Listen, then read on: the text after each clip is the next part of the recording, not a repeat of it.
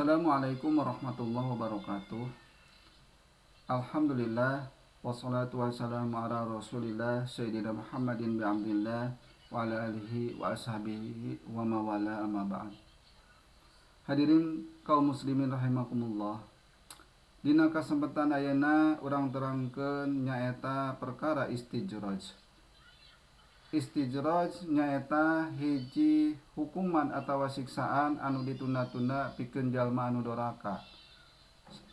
Jalma eta sok dipaparinan kasenangan dunia beunghar luar biasa. Contona nyaeta hartana melimpah padahal manehanana tara sedekah, rizkina ngalipat-lipat padahal manehanana tara salat jeung zakat, hirupna dihormati jeung disegani padahal manehanana akhlakna bejat, diikuti diteladani padahal manehanana sok ngumbar aurat,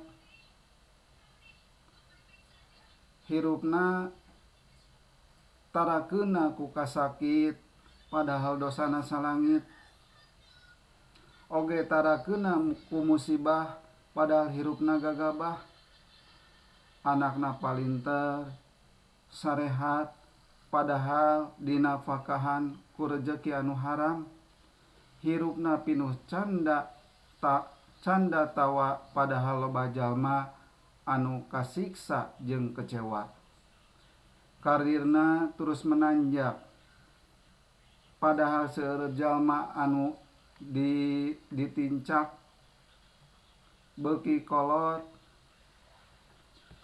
beuki makmur padahal manehanana ngabalong dosa saumur-umur. Tah eta ciri-ciri jalma anu istijraj. Dawan Allah Ta'ala dina Al-Quran surat Al-An'am ayat 44. A'udzu billahi minasyaitonir rajim. Bismillahirrahmanirrahim. Falamma nasu ma dzukira bihi fatahna 'alaihim abwaaba kulli syai' hatta idza farihu bima utu akhaznahum baghtatan faidahum mublisun. Anu hartosna maka di mana-mana manehanana mohokeun kana anu tos diperingetkeun keun manehana, nya Allah ngabukakeun panto-panto kasenangan keur manehana, sehingga dina nalika gembira kana sagala anu tos dipasihkeun ka maranehanana, Allah nyiksa marehanana sacara dadakan, maka marehanana caricing bingung jeung putus asa. Oke, dawuhan Kangjeng Nabi sallallahu alaihi wasallam nyaeta Rasulullah bersabda, di mana Allah maparinan rizki ka jalma ahli maksiat kalawan perkara anu nyenangkeun keur dirina, maka eta sanyana istidroj. Hadis riwayat Imam Ahmad.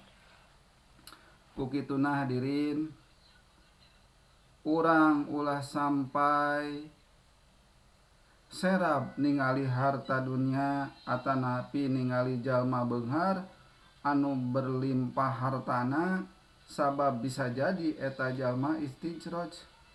Jeung urang ulah sampai boga pikir kunaon urang rajin salat tapi teu beunghar-beunghar, sabab ari salat mah lain pikeun neangan kabeungharan, tapi salat mah pikeun jiwa urang supaya tenang jeung supaya urang salamet dunia sinareng akhirat.